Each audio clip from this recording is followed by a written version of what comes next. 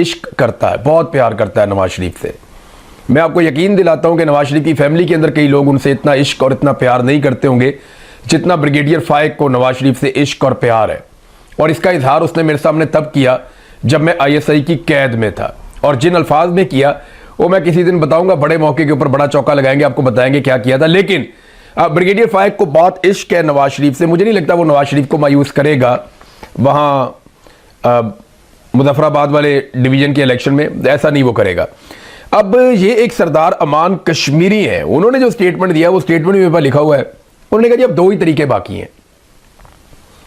पहला तरीका यह है कि हम सारे लोग आगे बढ़ते रहें, यानी मुजफ्फराबाद की तरफ जाएं, आगे बढ़ें और एहतजाज को शिद्दत लेकर आए उसमें, तो सरकार गोलियां चलाएगी।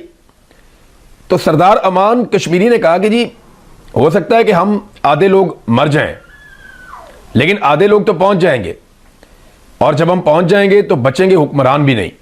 यह बात सरदार अमान कश्मीरी ने कहा। और दूसरा रास्ता उन्होंने कहा, दूसरा रास्ता यह है कि आप री इलेक्शन करवाएं, लोगों को मौका दें, लोग अपनी हुकूमत खुद मुंतखब करें, अपनी हुकूमत खुद बनाएं, फेयर इलेक्शन हो ना आज़ाद कश्मीर में।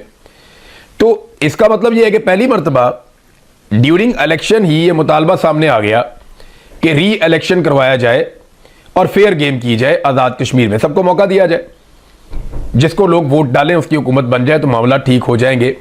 ये बात आज सरदार अमान कश्मीरी ने उस वक्त कही जब इलेक्शन का मिड आया हुआ है। एक मरहला हो गया, एक मरहला बाकी है और बीच वाला मरहला चल रहा है। तो इलेक्शन के बिल्कुल मिड में उन्होंने ये बात की कि री इलेक्शन करवाओ।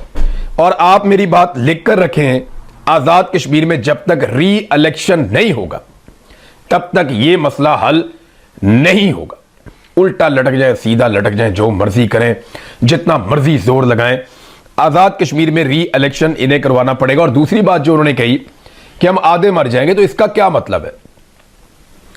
कश्मीरी जो है ना, ये भागते भूगते नहीं है, इन्हें गोलियां मारती है फौज, ये वापस अपने घर में जाके छुप नहीं जाते, इन्हें गोलियां मारते हैं, इनको शहीद किया जाता है, रेंजर्स वाले मारते हैं तो ये दोबारा निकल के आ जाते हैं। ये अपने जख्मियों को अस्पतालों में छोड़ के आते हैं, अपने शहीदों को दफना के आते हैं, फिर आके वहीं खड़े हो जाते हैं। और जब घुमसान की लड़ाई चल रही होती है ना, गोलियां चल रही हैं, वहां पे लड़ाई क्या है, वो हमला ही हो रहा होता है, सिक्योरिटी फोर्सेज का क्रैकडाउन, जब बड़ा खौफनाक क्रैकडाउन भी होता है, उस वक्त भी इनके नौजवान आवाजें लगा रहे होते हैं। मैंने वीडियोस देखी है कि नसिया जे ना कि भागना नहीं है आपने, यहां से आपने यहां रुकना है, यहां से जाना नहीं है आपने। नौजवान इस तरह आवाजें लगा रहे होते हैं। तो कश्मीरियों ने बड़ी हिम्मत दिखाई है, बड़ी मजबूती दिखाई है। बहरहाल इस दफा नून लीग ने थोड़ा बहुत विजुअल्स बनाए, लेकिन टर्नआउट जो है वो 10% भी नहीं बताया जा रहा है, 10% के आसपास है। शाम तक ये टर्नआउट आप देखेंगे 50% से भी ऊपर चला जाएगा और जाली फॉर्म 47 जारी कर दिए जाएंगे। मोहसिन नकवी के बयानात ने एक मुसीबत अजीब सी डाली हुई है। मोहसिन नकवी के स्टेटमेंट का एक हिस्सा मैं आपके सामने रखता हूं। उसने कहा कि फील्ड मार्शल के अमेरिका से जितने मर्जी ताल्लुकात अच्छे हो जाएं, अगर हमारा निज़ाम ठीक नहीं होगा तो कोई फायदा नहीं। ये मोहसिन नकवी ने कहा। मेरी नज़र में ये स्टेटमेंट ही गलत है कि फील्ड मार्शल के अमेरिका से ताल्लुकात जितने मर्जी अच्छे हो जाएं, हमारा निज़ाम ठीक नहीं होगा तो कोई फायदा नहीं। ये निज़ाम तब तक ठीक नहीं होगा जब तक कि फील्ड मार्शल या आर्मी चीफ अमेरिका से ताल्लुकात बनाना बंद नहीं करते। किसी आर्मी चीफ का, फील्ड मार्शल का, किसी सरकारी मुलाजिम का कोई हक नहीं है कि वो जाए और जाके एक दूसरे मुल्क के साथ ताल्लुकात बनाए। ताल्लुकात हमेशा 2 मुल्कों में बनते हैं। जो अफराद के ताल्लुकात होते हैं वो अफराद के मरने के बाद या उनके इस दुनिया से जाने के बाद या उनके रिटायर होने के बाद या उनके हुकूमत से निकलने के बाद वो ताल्लुकात ख़त्म हो जाते हैं। अमेरिका के साथ रियासत पाकिस्तान को डील करना है, अपने फॉरेन ऑफिस के जरिए से डील करना है। जो गवर्नमेंट ऑफ पाकिस्तान है उन्होंने अमेरिका के साथ डील करना है, अपनी पॉलिसी के मुताबिक डील करना है। फील्ड मार्शल के ताल्लुकात का हमेशा हमें नुकसान हुआ। एक ये तो एतराफ़ किया मोहसिन नकवी ने कि फील्ड मार्शल ने अमेरिका से अपने अच्छे ताल्लुकात बना लिए हैं। और याद रखिएगा, जब भी किसी जर्नैल ने अमेरिका के साथ अच्छे ताल्लुकात बनाए हैं, पाकिस्तान ने उसकी कीमत चुकाई है। अयूब खान के ताल्लुकात अमेरिका के साथ बहुत अच्छे थे। पाकिस्तान में जमहूरियत की मंजीर ठोक दी थी उस आदमी ने। मादर मिल्लत फातिमा जिन्ना को उसने गद्दार करार दे दिया था। बेड़ा गर्क किया पाकिस्तान के सारे जमहूरी कल्चर का। याया खान के अमेरिका के साथ अच्छे ताल्लुकात थे, पाकिस्तानी 2 टुकड़े कर दिया इन्होंने। फिर बड़े अच्छे ताल्लुकात अमेरिका के साथ, जो ज़िया-उल हक के ताल्लुकात थे वो किसी के भी नहीं थे।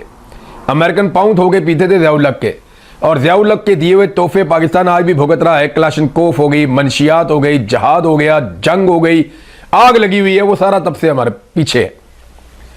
एक जनरल मुशर्रफ, अमेरिका उससे बहुत खुश था, वो अमेरिकन लड़ाई लड़ रहा था सबसे पहले पाकिस्तान का नारा लगा के, अमेरिका उससे भी बड़ा राजी था। और पाकिस्तान की जब कभी किसी जर्नैल के ताल्लुकात अमेरिका के साथ बने हैं ना, उसका नुकसान हमेशा पाकिस्तान को हुआ है। आज ये फील्ड मार्शल ने अमेरिका के साथ जाती ताल्लुकात बना लिए ना, पाकिस्तान को लगातार नुकसान हो रहा है। हमारी फौज जो है वो यमन के बॉर्डर पे खड़ी है, ये दावा सामने आ गया। इसकी तफसीलात मैं आपको बताऊंगा, क्योंकि ये यमन के जो ईरान के अंदर सफ़ीर है, उन्होंने ये पैगाम दिया है पाकिस्तान में कुछ लोगों को, जिनमें अल्लामा राजा नासिर अब्बास साहब का नाम लिया जा रहा था।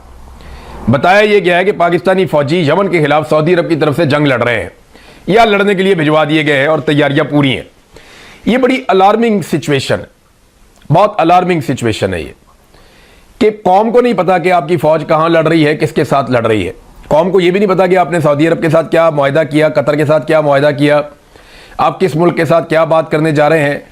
ये बोर्ड ऑफ पीस, जिसे बोर्ड ऑफ नेतन्याहू भी कहते हैं, उस बोर्ड के अंदर क्या चल रहा है, कौम इसके बारे में कुछ नहीं जानती।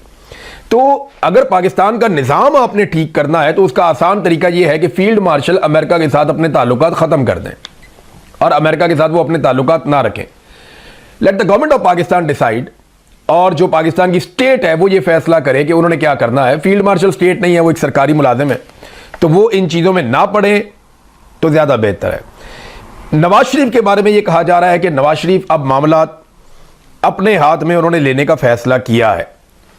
लेकिन मियां नवाज शरीफ मामला क्या अपने हाथ में ले सकते हैं? हमने कई दफ़ा इस बारे में उम्मीद भी जाहिर की, हमें लगा कि शायद नवाज शरीफ मामला अपने हाथ में ले लें, कोई इस्टेब्लिशमेंट के साथ वो मामला कता करें, वो ये सोचें कि यार इस्टेब्लिशमेंट ने बेड़ा गर्क कर दिया पाकिस्तान का, तो सियासतदानों को मिलकर बैठना चाहिए। लेकिन हमने देखा कि जब जब मामला हाथ में लेने का मौका आया, नवाज शरीफ ने हाथ में बुरश पकड़ लिया। तो वो हाथ में मामलात नहीं लेते मियां साहब, मियां साहब हाथ में बुरश लेते हैं और फिर दूसरे हाथ में पॉलिश लेते हैं और फिर चमकाई शुरू कर देते हैं बूटों की।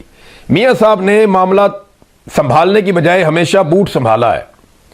अभी तक का जो मंजरनामा हम देख रहे हैं उसमें तो यही हुआ। मियां साहब ने मामलात को कंट्रोल करने की बजाय पॉलिश को कंट्रोल किया है। मियां साहब मामलात हाथ में नहीं लेते, बुरश हाथ में लेते हैं, जो हमने देखा और जो हमें समझ आई। लेकिन फिर भी मैं ये कहूंगा कि हमें मायूस नहीं होना चाहिए। हमें मियां नवाज शरीफ से ये उम्मीद करते रहना चाहिए कि शायद किसी दिन मियां साहब के अंदर से कोई इनकलाबी जाग जाए, शायद किसी दिन उन्हें होश आ जाए। और मैं बताऊं नवाज शरीफ को अब होश कब आएगी? जब एस्टेब्लिशमेंट की पूरी तरह मंजी ठुक के बेड़ा गर्क हो जाएगा। जब बेड़ा ही गर्क हो जाएगा ना एस्टेब्लिशमेंट का, तब मियां साहब कहेंगे ठीक है, इस लड़ाई में मैं भी हिस्सा बनता हूं। क्योंकि जब तक मियां साहब को यह लगता है कि ये एस्टेब्लिशमेंट में ताकत बाकी है और ये मुझे और मेरी बेटी को और मेरे भाई को जेलों में भी डाल सकते हैं, इक़्तिदार से भी निकाल सकते हैं, हमारी करप्शन भी पकड़ सकते हैं, तो तब तक मियां नवाज शरीफ साहब ने किसी किस्म का मामला हाथ में नहीं पकड़ना। मियां साहब ने तब तक मुझे लगता है कि बुरश ही हाथ में पकड़ना है। फिलहाल जो लोग ये बातें कर रहे हैं उन्हें मैं कहता हूं कि पैवस्ता रहे शजर से, उम्मीदें बाहर रख। और ये जो नून लीग के हमारे सहाफ़ी हैं, दोस्त हैं, दानिश्वर हैं, मेरी उनसे गुजारिश है कि मियां साहब के गुब्बारे में हवा भरते रहा करें, कोशिश करते रहा करें मियां साहब को जगाने की, मियां साहब को उठाने की, मियां साहब को जोश दिलाने की। तो आप कोशिश जारी रखें, हो सकता है मियां साहब खड़े हो जाएं। उधर जो इमरान खान साहब हैं उन्होंने तो खड़े होकर दिखाया, शायद मियां साहब किसी दिन खड़े हो जाएं। भारत ख्वाजा आसिफ की ड्यूटी लगाइए। ख्वाजा आसिफ ने वो स्टेटमेंट देना शुरू किए जिन स्टेटमेंट से ख्वाजा आसिफ साहब को फायदा होगा। मैं बताता हूं कैसे फायदा होगा, ये बड़ी बारीक वारदात है। ख्वाजा आसिफ जो है ना वो बहुत घाघ सियासतदान है। ख्वाजा आसिफ की वजारत जा रही थी, ये खबरें हमें कुछ अरसा पहले मिलना शुरू हो गई थी और ये सोशल मीडिया पे आ भी गया था। फिर जब ख्वाजा आसिफ साहब ने बड़ा वाला बुरश पकड़ा ना फील्ड मार्शल आसिम मुनीर साहब के बूट पॉलिश करने के लिए, तो हमें अंदाजा हुआ कि वाकई इनकी वजारत खतरे में है। ये हर थोड़े दिन के बाद ख्वाजा आसिफ साहब तारीफ करते थे फील्ड मार्शल आसिम मुनीर की। और साबिर शाकिर भाई, मैं और दो चार और दोस्त हैं, मोहित पीरजादा, हम सारे ये कहते थे जो पाकिस्तान से बाहर हैं कि ख्वाजा साहब अपनी नौकरी बचाने की कोशिश कर रहे हैं, बहुत चालाक है। तो ख्वाजा साहब ने अपनी नौकरी ली भी ऐसे ही है ना। एक दफ़ा जनरल बाजवा की मिन्नतें की, उनके ससुर के जाके पास बैठ गए, वो खुद बताया उन्होंने कि मैंने कैसे अपनी वजारत ली, वो एमएनएशिप। फिर इस दफ़ा उन्होंने कैसे ली वो सारी दुनिया ही जानती है। वो हार गए थे उस्मान डार की वालदा से, रेहाना डार साहिबा से। तो ख्वाजा आसिफ बहुत घाघ आदमी, बहुत तेज आदमी है। ख्वाजा आसिफ की वजारत जा रही थी। अब ये ख्वाजा आसिफ को मौका मिल गया कि आसिम मुनीर का खास आदमी है मोहसिन नकवी, तो अगर मैं मोहसिन नकवी पे तनकीद करूंगा तो फिर आसिम मुनीर के लिए मुश्किल होगा मुझे वजारत से निकालना। ये वो बड़ी क्लियर थी। और हमास ने कहा था कि जी यहां पे इसराइली फौज का मुकम्मल तौर पे इनखला किया जाएगा और इंसानी इमदाद मुकम्मल तौर पे खोल दी जाएगी, और उसके अलावा जो शराइत मौजूद थी तामीर नौ वाली, ये सारी चीज़ें पूरी की जाएंगी, तो हम गैर मुसल्लह होने के लिए तैयार हैं। लेकिन डोनाल्ड ट्रंप और नेतन्याहू चाहते हैं कि अब इस मरहले में फौरी तौर पे हमास को गैर मुसल्लह किया जाए, और उसके लिए एक फोर्स, आप अच्छी तरह जानते हैं कि स्टेबलाइजेशन फोर्स वहां पे पहुंचाई जाएगी। तो शहबाज शरीफ ने फटाफट डोनाल्ड ट्रंप की तारीफों वाला एक ट्वीट दाग दिया, और उसमें वो कहते हैं जी कि पाकिस्तान गजा पीस प्लान के तहत गैर मुसल्लह करने के अमल पर अमल दरामद के हवाले से बोर्ड ऑफ पीस के तहत पेशरफ्त का खैर मुकदम करता है। फिर आगे डोनाल्ड ट्रंप की तारीफें हैं। फिर उन्होंने उम्मीद का इजहार किया कि अक़वाम मुत्तहिदा की करारदादों के मुताबिक एक फ़लस्तीनी रियासत भी मुस्तकबिल में बन जाएगी 1967 से पहले वाली पोजीशन पर। तो ये तो एक मुतालबा है या एक ख्वाब है, लेकिन डोनाल्ड ट्रंप ने और नेतन्याहू ने ऐसा कोई वादा नहीं किया, और लगातार वो खिलाफ वर्जी कर रहे हैं जंगबंदी के मुआहदे की। 1000 के करीब फ़लस्तीनी शहीद हुए हैं जंगबंदी के बाद से लेकर अब तक, लेकिन इस पर किसी ने आवाज़ नहीं उठाई। लेकिन जैसे ही नेतन्याहू और डोनाल्ड ट्रंप एक चीज़ करते हैं तो शहबाज शरीफ साहब तारीफों के पुल बांध देते हैं, जबकि DGISPR हमें सुनाते हैं सूरह आले इमरान की आयत नंबर 28, जिसमें वो कहते हैं कि ए ईमान वालों, मुसलमानों को छोड़कर काफिरों को दोस्त मत बनाओ, अगर तुम ऐसा करोगे तो तुम मुसलमानों में से नहीं हो। ये जनाब DGISPR फरमा रहे हैं। अब DGISPR ने पाकिस्तानियों को मुल्क से वफादारी याद दिलाई। उन्होंने कहा जी मुल्क का आपको वफादार होना है, आर्टिकल 5 का उन्होंने हवाला दिया। अब पाकिस्तानी एक सवाल उठा रहे हैं लगातार सोशल मीडिया पे, वो ये कह रहे हैं कि आप तो हमें आईन याद दिला रहे हैं कि आर्टिकल 5 के तहत आपने वफादार रहना है, और हर पाकिस्तानी पाकिस्तान का वफादार है, वो वोट भी डालता है, वो टैक्स भी देता है, वो कानून के मुताबिक चलता है, और वो कोशिश करता है कि हर गलत चीज़ की निशानदेही भी करे और रियासत के साथ वफादार रहे। लेकिन पाकिस्तान की मिलिट्री एस्टेब्लिशमेंट या मिलिट्री जर्नल्स, क्या वो अपने हलफ से गद्दारी करते हैं या नहीं करते? वो अपने हलफ की खिलाफ वर्जी करते हैं। अभी ये जो प्रेस कॉन्फ्रेंस की DGISPR ने, आप अगर इसको न्यूट्रली देखें तो उन्होंने ऐसी चीज़ों के बारे में बात की या उन चीज़ों में मुदाखलत की जिनमें वो नहीं कर सकते, और सियासी नौइयत के उन्होंने स्टेटमेंट दिए जो इंतहाई अफसोसनाक है। ऐसे स्टेटमेंट उनको नहीं देने चाहिए थे। मलिहा लोधी साहिबा ये बड़ी ज़बरदस्त एक्सपर्ट हैं और तज्ज़ियाकार हैं दिफाई नुक्ता नज़र से, और जो है इनकी एक एक्सपर्टी जो है खारजा उमूर में भी है। तो उन्होंने एक स्टेटमेंट दिया कि जब आप मुल्क नहीं चला सकते तो फिर कसूर निज़ाम का करार दे देते हैं। आखिर आप कितने गैर मुखलिस हो सकते हैं? अगर आपके दौरे हुकूमत में निज़ाम कोलैप्स कर गया है तो फिर इक़्तिदार छोड़ दे और एक तरफ हो जाए। ये जनाब मलिहा लोधी साहिबा ने भी कह दिया। बाकी लोग भी इस तरह के स्टेटमेंट दे रहे हैं। जनाब आपको लगता है कि आपने निज़ाम कोलैप्स कर दिया है, तो निज़ाम तो आसिम मुनीर साहब चला रहे हैं।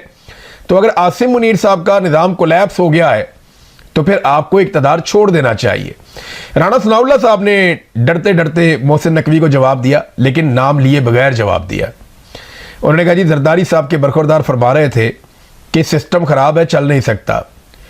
तुमने 30 साल का सफ़र 3.5 साल में तय किया है, तुम्हें अब पता चला कि सिस्टम ठीक नहीं हो सकता।